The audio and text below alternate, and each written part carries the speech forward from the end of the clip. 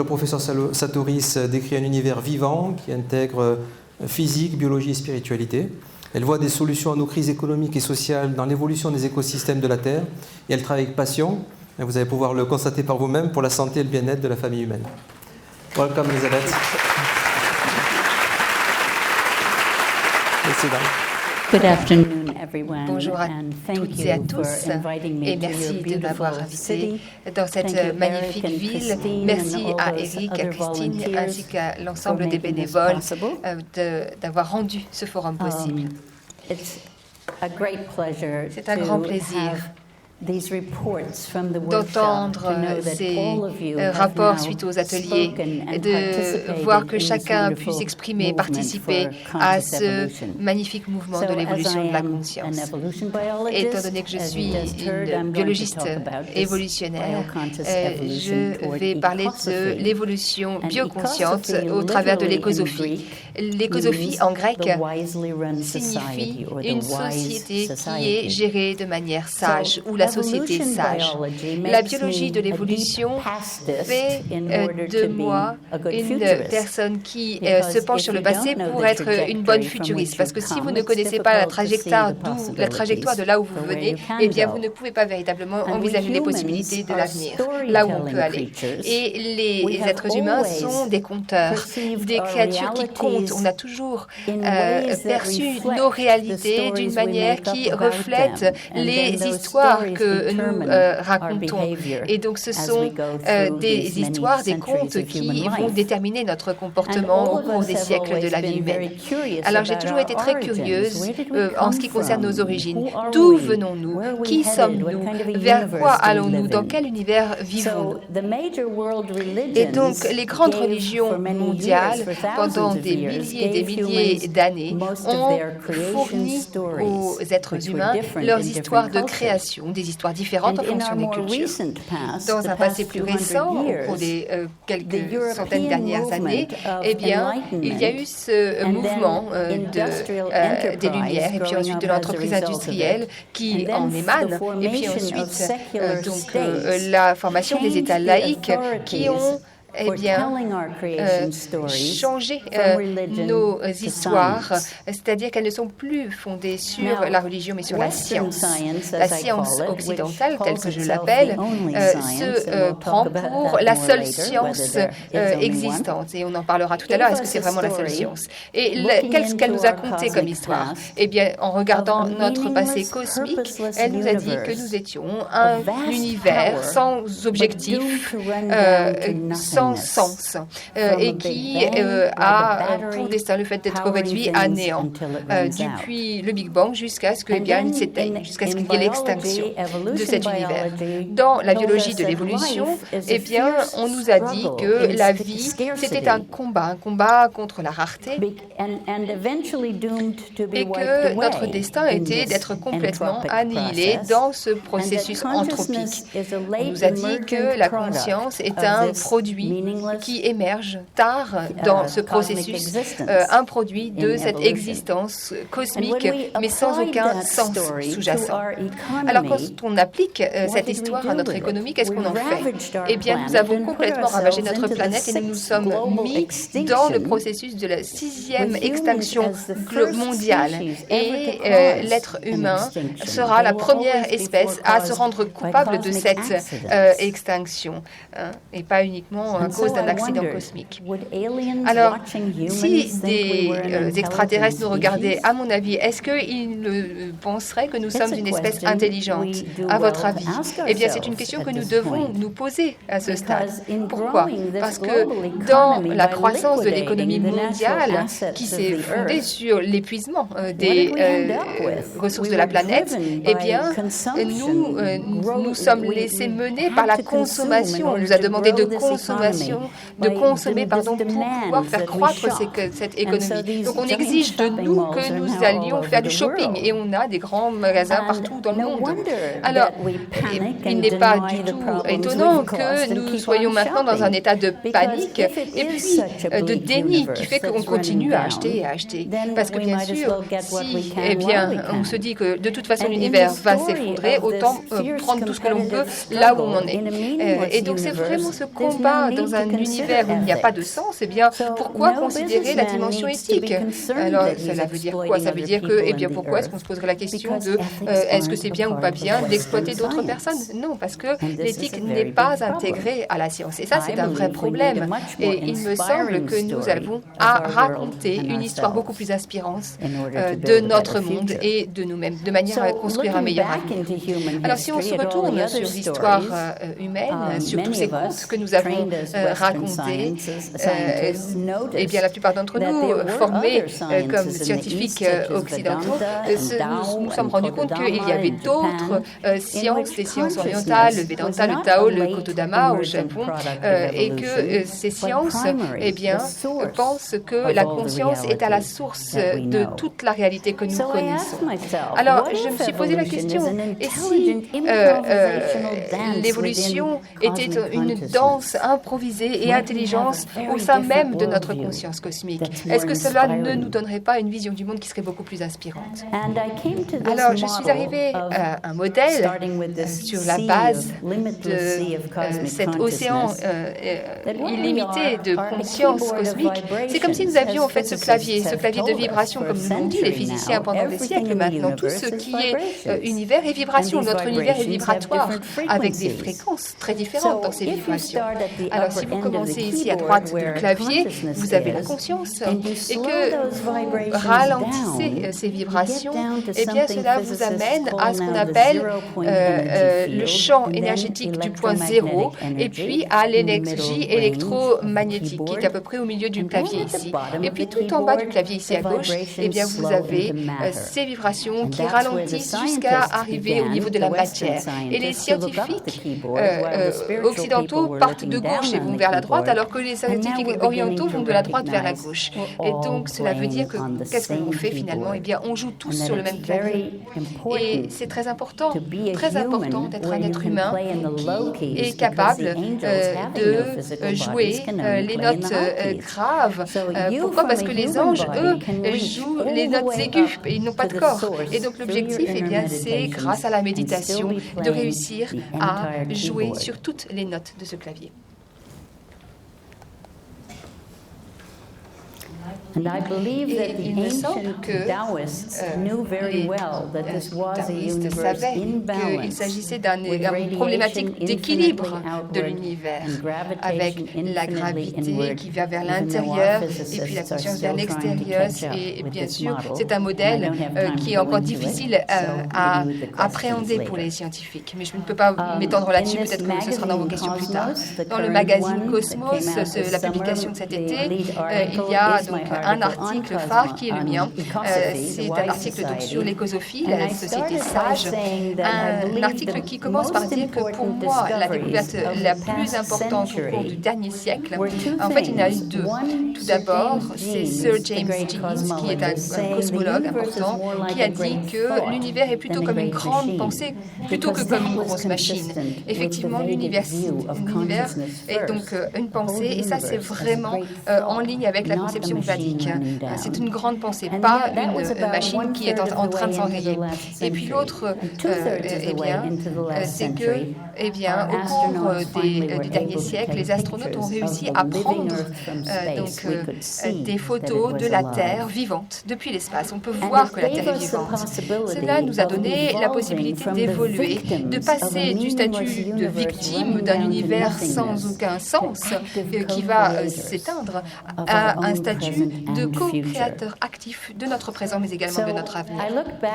Alors, si on se retourne sur la science grecque ancienne, en fait, ils parlaient de la philosophia, la mère de la sagesse, lorsqu'ils parlaient de la science. Donc, c'est une reconnaissance de la sagesse qui existe là, l'écosophie. Et donc, c'est ce qui guidait les affaires humaines, grâce à l'étude de la nature. Et voilà pourquoi je suis devenue scientifique, moi. Mes collègues, cependant, pensaient qu'il s'agissait là de philosophie, non pas de science.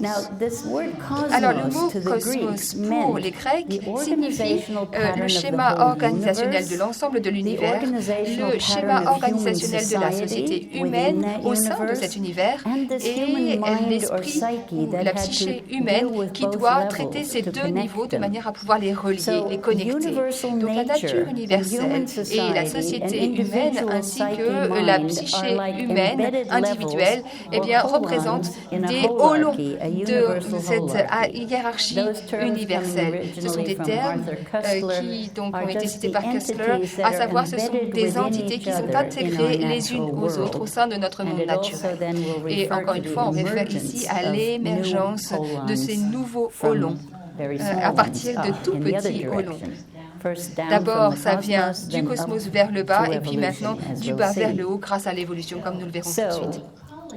L'écologie, en grec, ça signifie l'organisation du foyer. Et l'économie, c'est la gestion de ce foyer. Et puis, malheureusement, la science occidentale considère qu'il faut séparer ces deux notions, alors que si vous les reliez, eh bien, l'organisation de notre foyer et sa gestion vous permet d'arriver à quoi? Eh bien, à une société sage, à savoir un foyer sage à l'écosophie. Alors, qu'est-ce qui nous a empêchés de développer cette écosophie, cette économie harmonieuse où chacun fait partie d'un système vivant et s'y trouve bien? Eh bien, cela m'a amené à revenir sur la doctrine darwinienne de l'évolution. Darwin s'est basé sur ce que disait Thomas Malthus, qui était économiste, et qui a regardé le monde pour voir quelles étaient les ressources du monde. Et puis c'est ce qui a démarré le colonialisme finalement parce qu'il est revenu en disant qu'il n'y avait pas suffisamment de ressources, que les populations étaient toujours plus nombreuses que la ressource alimentaire et donc il fallait prendre tout ce que l'on pouvait autant qu'on peut finalement. Donc Darwin a reconnu qu'il avait on avait appliqué donc cette doctrine malthusienne avec force au royaume animal et végétal. Et donc, c'est une version simplifiée qui a été utilisée, à savoir que l'on a traduit ça dans le fait que la nature humaine, c'est une concurrence féroce. Alors, les capitalistes, les communistes, donc, ont politisé la science, et particulièrement la science de l'évolution. L'Occident, l'Europe a beaucoup favorisé l'idée darwinienne de la concurrence dans la croissance du monde, avec et nous avions en fait de l'autre côté les communistes qui étaient plutôt sur le collectif plutôt que sur l'individuel, avec la coopération et Kropotkin ici, et donc le concept des éléments de coopération. Alors ce que j'essaie de vous dire ici, c'est que en fait la nature intègre les deux, à savoir la concurrence, la compétition et la coopération, et chacun est à sa place dans ce système.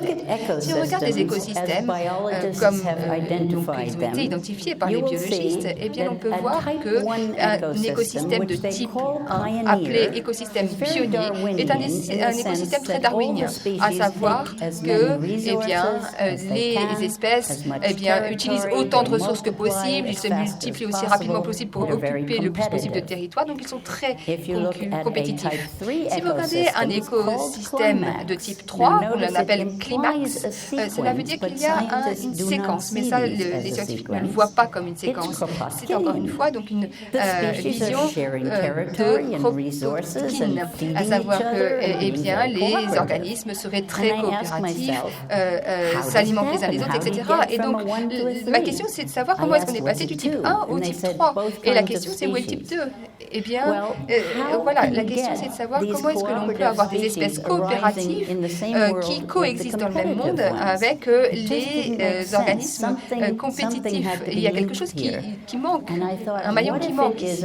Et donc, je me suis posé la question d'un processus de maturation qui nous permettrait de passer de cette conception darwinienne à une coopération beaucoup plus mature, collective. Et donc j'ai regardé le cycle de l'évolution, celui qui donc est à l'œuvre depuis des milliards d'années de vie sur Terre. Et ça commence toujours avec une unité qui se diversifie, une individuation qui donne lieu à des conflits et des tensions. Il s'agit là de la partie darwinienne de ce cycle.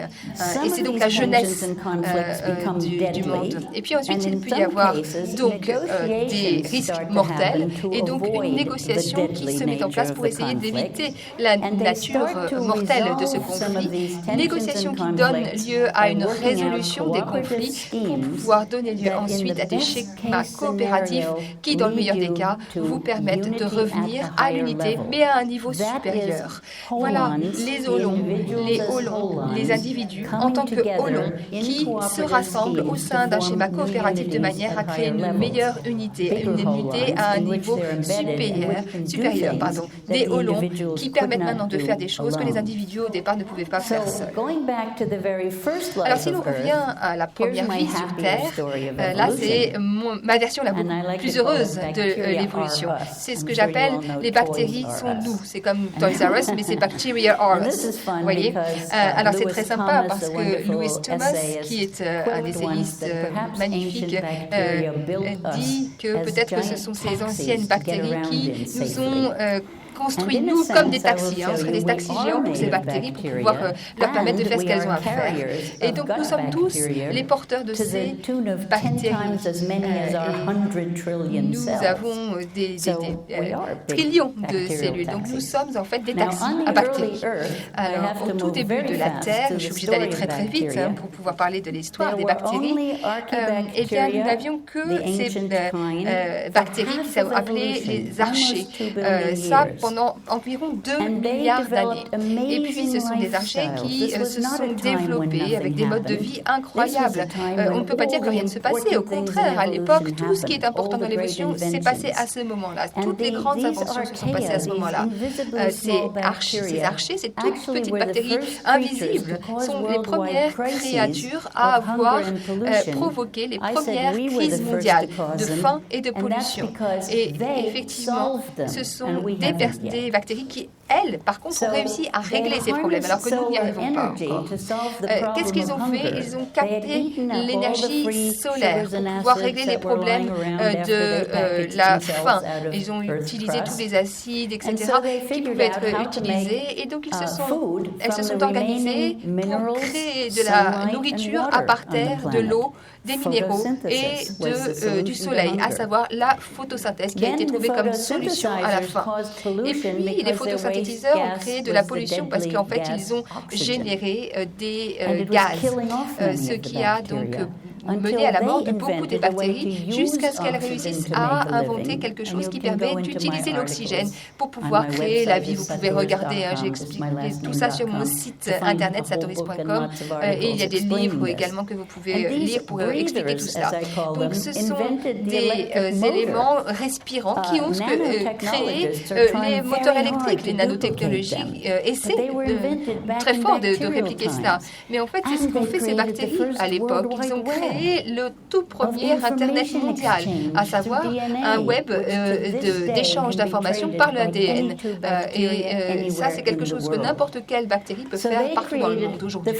Et donc, ils ont créé le premier Internet mondial, en plus de la photosynthèse et des moteurs électriques. Et puis ensuite, dans ce processus de maturation, ils sont arrivés à un stade où c'était moins cher d'alimenter ces ennemis plutôt que de les tuer. Et donc, ils ont mis en place une cellule coopérative énorme, celle qui nous crée, nous, à savoir la cellule nucléée. Et tout ça, effectivement, a été réalisé il y a des milliards d'années par les bactéries. Et on ne savait pas beaucoup de choses là-dessus jusqu'à il y a environ 20 ans. Alors vous avez ici donc, la bactérie nucléée. Alors on devrait la voir 1000 fois plus grande, mais bien sûr on ne pourrait pas faire ça sur une seule diapositive.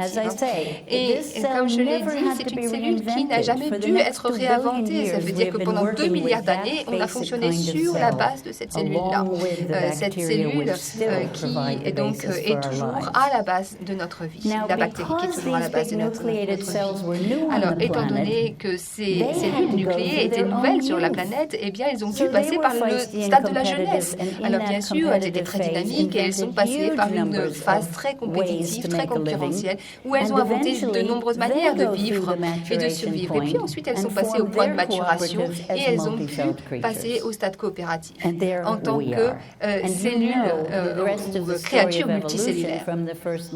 Et nous en voilà ici maintenant. On connaît ça aujourd'hui.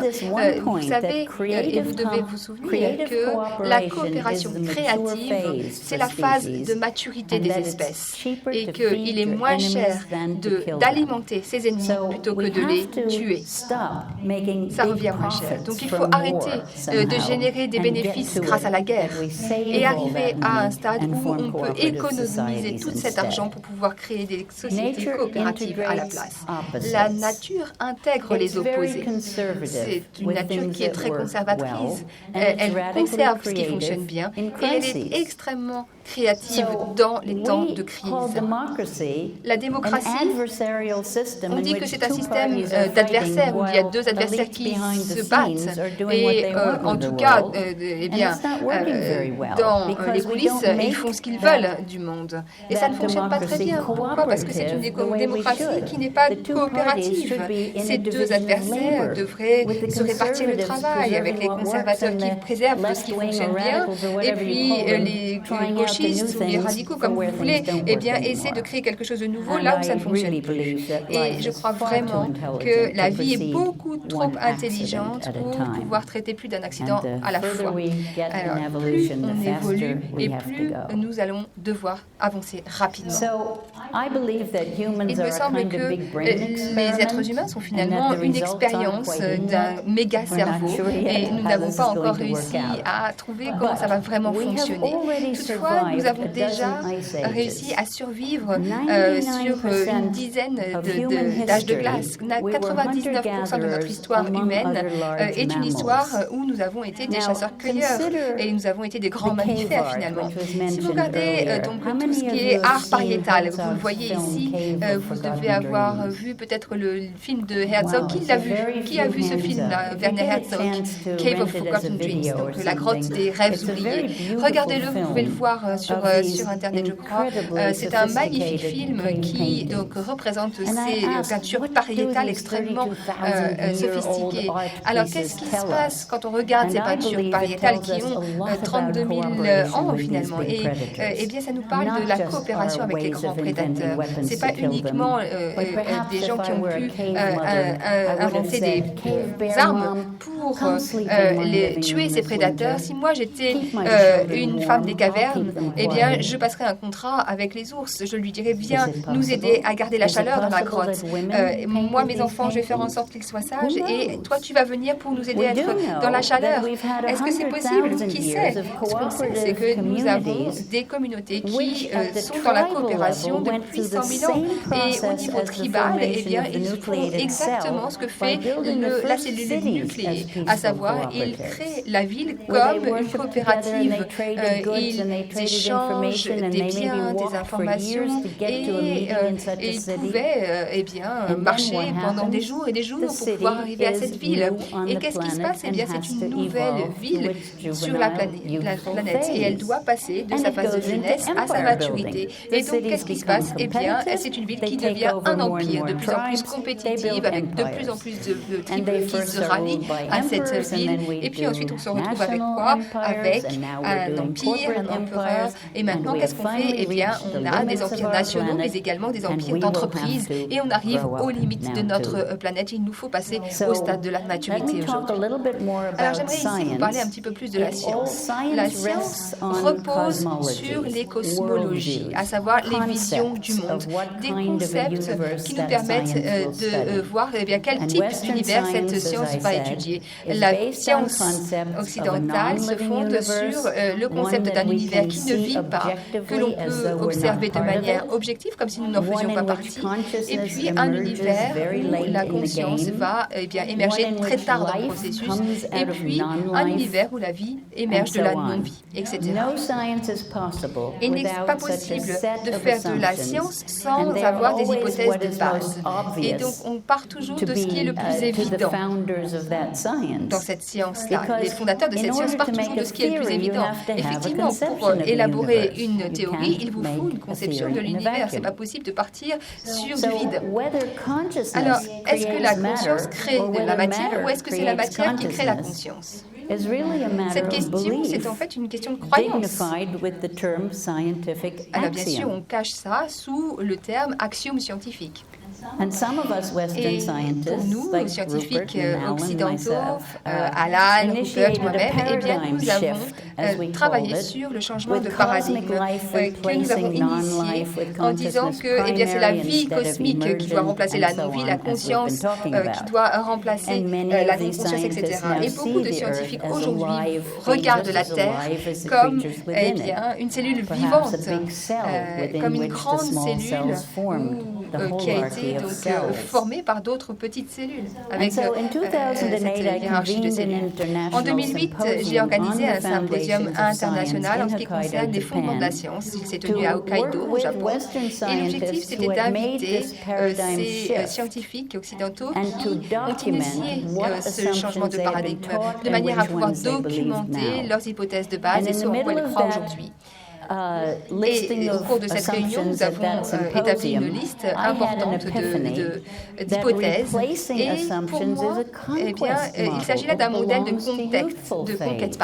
Ça veut dire que nous devons remplacer leurs axiomes avec nos axiomes. C'était vraiment un problème de conquête. Et sur la base de ce que je viens de vous expliquer en ce qui concerne la théorie de l'évolution et la maturation, le fait de passer de la conquête à la coopération et à la collaboration, au consortium finalement, eh bien, je me suis dit pourquoi ne pas proposer la mise en place d'un consortium mondial de sciences qui partirait sur un pied d'égalité. Si on part de l'hypothèse que l'univers est vivant, eh bien, la biologie devrait peut-être devenir la science principale plutôt que la physique.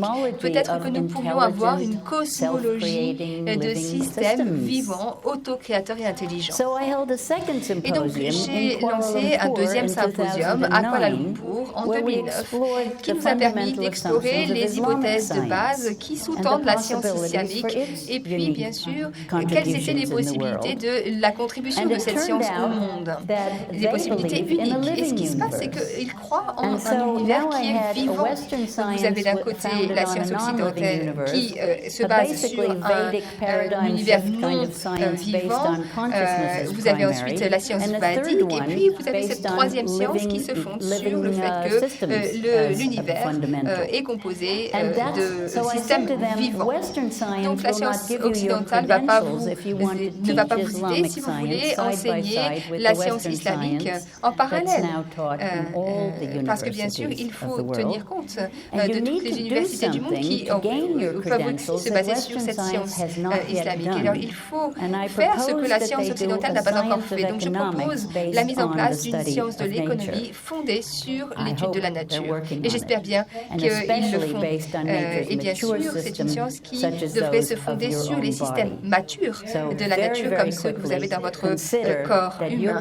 Et très rapidement, souvenez-vous que chaque corps humain est composé de plus de 100 trillions de cellules nucléées qui coopèrent les unes avec les autres et qui créent ce collectif bactérien. Et chacune de ces cellules est aussi complexe qu'une grande ville humaine, avec 30 000 centres de recyclage dans chacune cellule, à savoir qu'il y a un renouvellement des protéines 24 heures sur 24, 7 jours sur 7. C'est aussi sophistiqué que lorsque vous prenez un arbre mort, que vous le mettez dans une broyeuse et puis que vous réussiriez, vous, à recréer un arbre vivant au bout de ce processus. C'est aussi sophistiqué que cela. Chacune de vos cellules est composée de 1000 mitochondries, à savoir qu'il s'agit là des banquiers de la cellule, des banquiers banquiers qui vous fournissent vos cartes de crédit, vos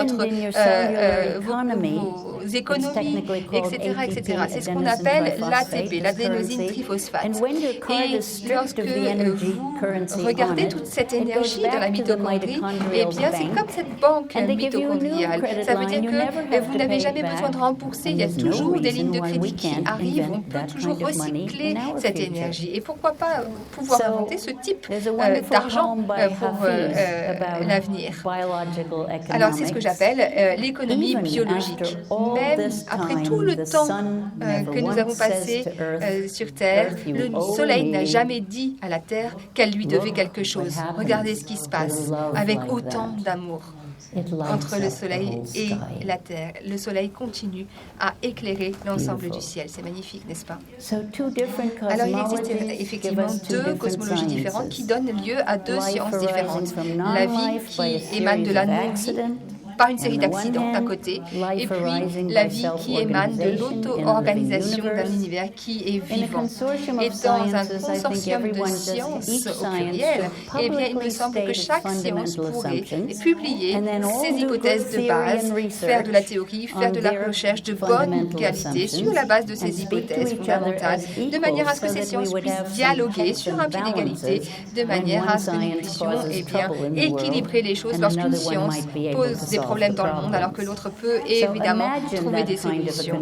Et donc c'est un consortium de sciences qui, à mon avis, devrait se fonder sur une validité égale, un respect mutuel, et puis fondé sur des hypothèses diversifiées culturellement. La nature ne fait jamais de monoculture. Il n'y a rien sur Terre qui soit monoculturel. Il y a toujours énormément de diversité. Donc c'est une solution qui remplacerait le fait que l'on aurait une situation de conquête d'un paradigme par un autre. Eh bien, c'est ce qui représenterait la collaboration mature et une répartition fructueuse du travail pour pouvoir régler les problèmes du monde. Alors, après chaque extinction mondiale, eh bien, de nombreuses nouvelles espèces ont émergé. Il faut regarder ce qui s'est passé. Les crises ont toujours donné lieu à des opportunités de solutions. Nous pouvons et devons maintenant réinventer notre propre monde. Nous avons, bien sûr, provoqué nos propres crises et nous devons créer nos propres canaux de sauvetage en collaborant, en agissant tous ensemble avec l'amour au cœur. Vous en avez parlé au cours de vos ateliers. Et aujourd'hui, le soleil se couche sur l'âge des empires et il va se lever sur l'âge de la famille mondiale, sur l'ère de la famille mondiale. Alors, vous aviez dans le monde des empires, vous aviez le yang, la compétition, le contrôle, la peur de la rareté. Et aujourd'hui, on est dans le yin, la coopération mûre, le fait qu'on est toujours dans le brouillon, le mystère, le fait qu'on n'accepte pas tout comme quelque chose de mécaniquement bien organisé, etc. On n'a pas toujours suivi les instructions, vous avez dit pendant vos ateliers. Oui, peut-être que parfois on cafouille un petit peu, mais ça veut dire qu'est-ce qu'on fait? On fait de la créativité, de l'inventivité et de l'amour en abondance. Et ça, c'est quelque chose que vous avez trouvé tout seul aujourd'hui au cours de ce symposium. Ce qui me ramène à parler de l'équilibrage entre le yin et le yang. Est-ce qu'il est possible d'avoir cette phase de jeunesse et cette phase de maturité et de les faire coexister? Alors, l'écosophie, la bonne nouvelle, c'est que nous sommes dans un univers conscient et que nous vivons sur une planète vivante et que nous pouvons être des co-créateurs actifs. Et je pense véritablement qu'il s'agit là de notre mandat évolutionnaire, à savoir créer des communautés qui prennent soin les unes des autres et qui peuvent fleurir ensemble en tant que famille mondiale. Donc je vous laisse maintenant avec une situation de Rumi qui dit « Pourquoi est-ce que vous restez en prison lorsque la porte est si grande ouverte ?» Que la beauté de ce que vous aimez se traduise dans chacun de vos actes. Il existe 1000 manières de s'agenouiller et d'embrasser la terre. Et chacun d'entre vous a quelque chose à faire pour que son cœur chante et permette de faire advenir un meilleur monde, pour que d'autres soient attirés par ce mouvement. Nous sommes là pour expérimenter la joie sur cette planète, même s'il y a des crises que nous avons inventées. Eh bien, il s'agit là de nos meilleures opportunités. Merci.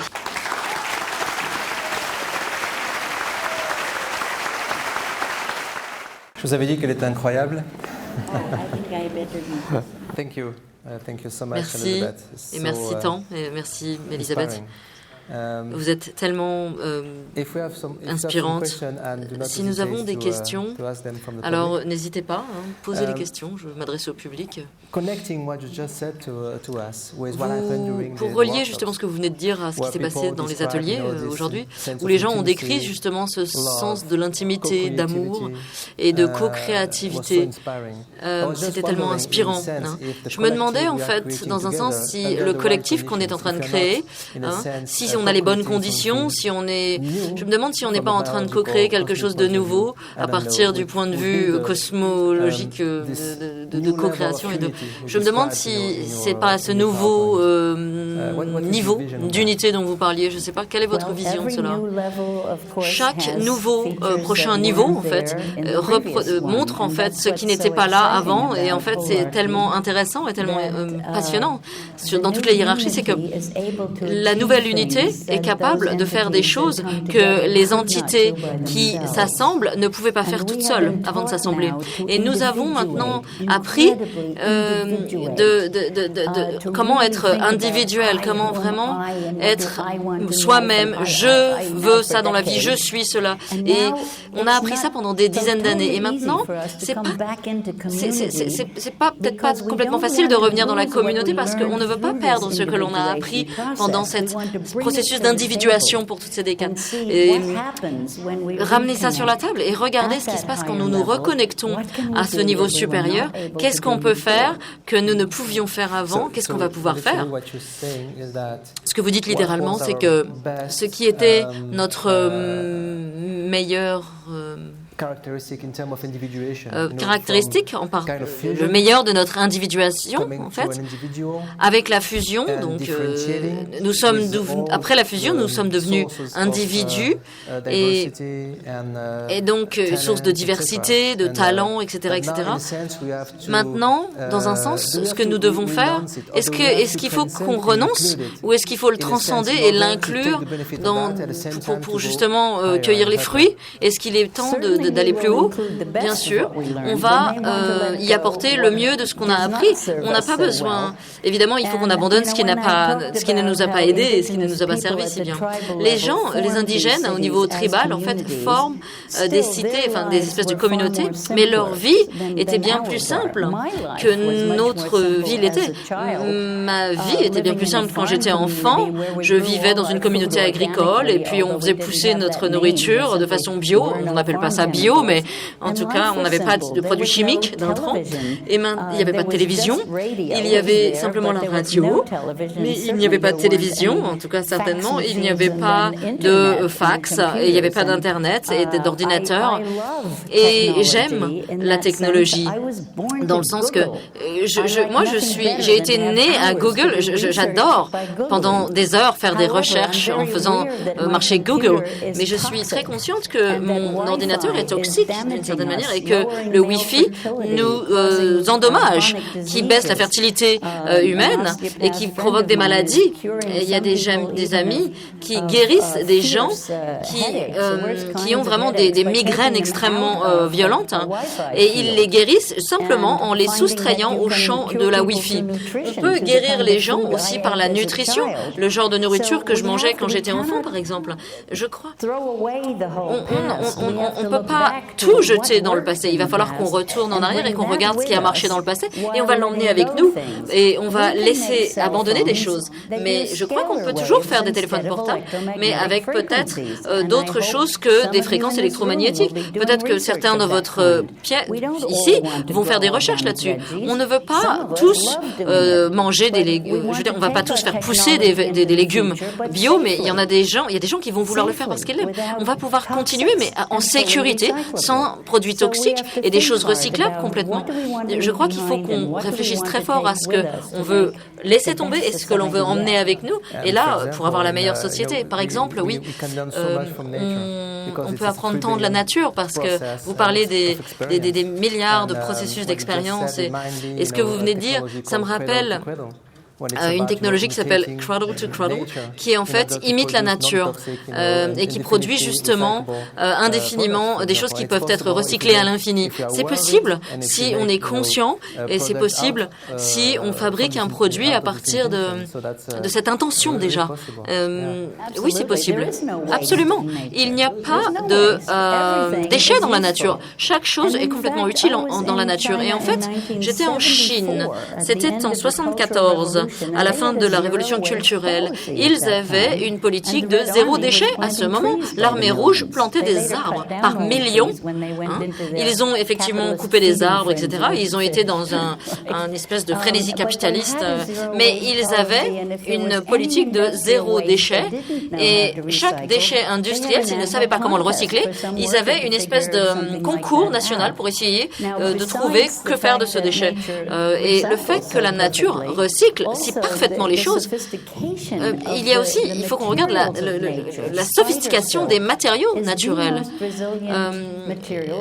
Il y a des matériaux qui sont produits par la nature qui sont les plus résilients et on synthétise ces matériaux, par exemple le duvet pour faire des vêtements, mais on ne sait toujours pas comment faire de la photosynthèse au niveau humain.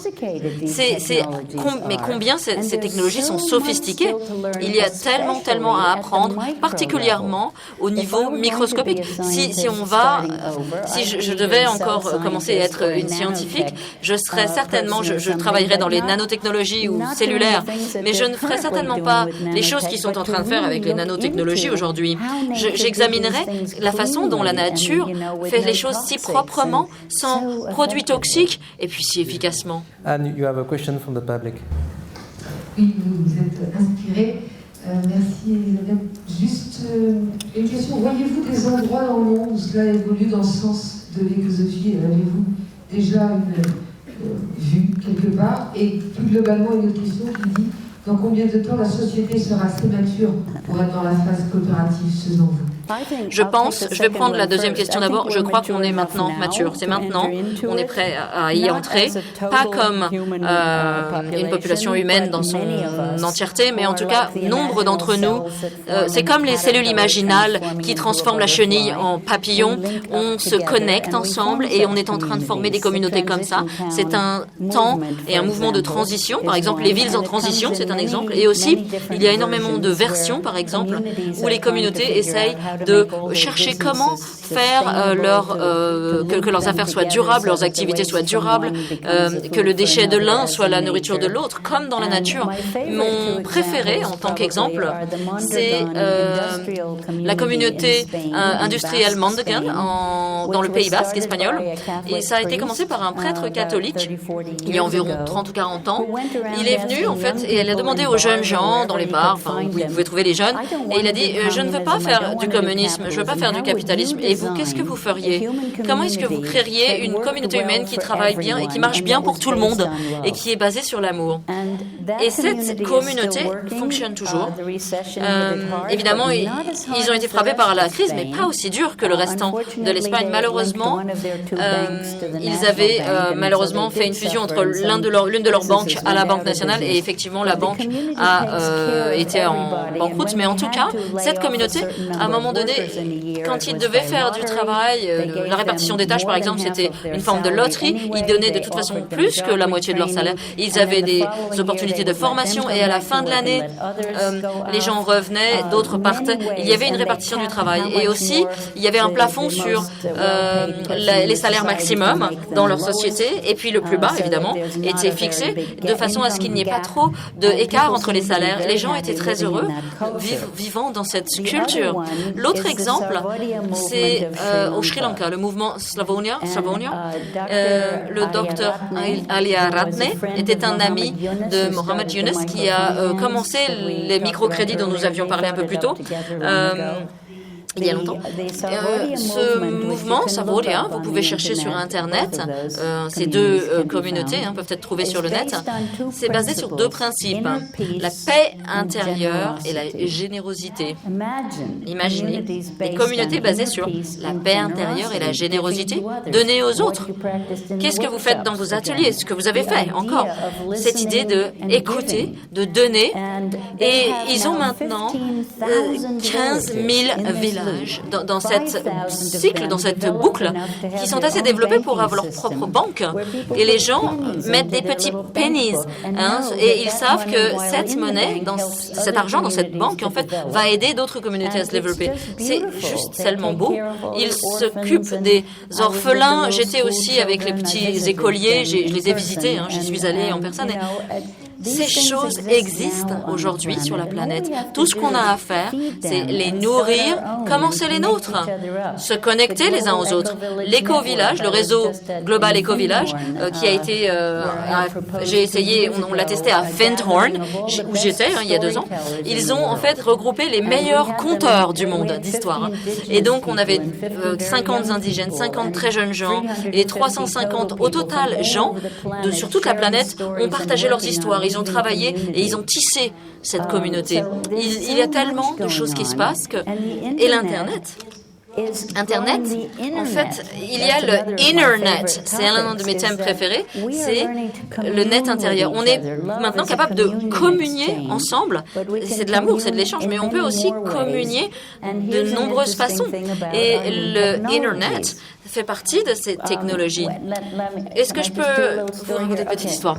Quand je vivais en Grèce, je suis également une citoyenne grecque, je me demandais pourquoi la culture du Minoé, après avoir inventé l'écriture, et pourquoi est-ce que finalement ils n'ont jamais enregistré leurs poèmes, etc. Et j'ai trouvé que chaque culture humaine, lorsqu'ils ont inventé l'écriture, d'abord l'ont utilisée pour la comptabilité, ensuite la loi et en dernier pour la littérature.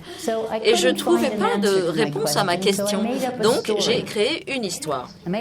L'histoire, il y a des jeunes férus de technologie qui sont là, dans une salle, et ils disent « Oh, cette nouvelle technologie, on va pouvoir mettre nos chansons, nos histoires, et des gens dans 100 ou 200 ans vont pouvoir lire nos histoires. » Et puis les autres disent dans la salle « Vous voulez faire quoi?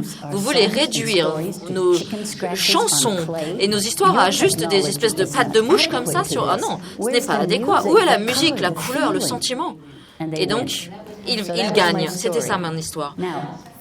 Maintenant, on va aller un peu plus loin. Je suis parmi les plus vieilles personnes, les anciens qui disent « Oh, ces jeunes gens ruinent le langage avec leurs textes, leurs messages sur leur téléphone, avec cette espèce de petit smiley qu'ils mettent sur leur téléphone. » Et puis un jour, j'ai regardé un émoticon, un alphabet émoticon, et j'ai dit « Waouh, le premier alphabet de l'histoire pour les émotions. » Et en réduisant le nombre de mots, en utilisant ces icônes qui sont émotionnelles, qui sont des émotions, maintenant les gens se connectent à travers la planète et donc ils partagent les sentiments d'amour, jalousie, colère, excitation. Ils résonnent. Et c'est exactement ce qui est en train de construire l'Internet avec l'Internet. La communion revient dans la communication et ça va nous tisser nous-mêmes dans la famille globale.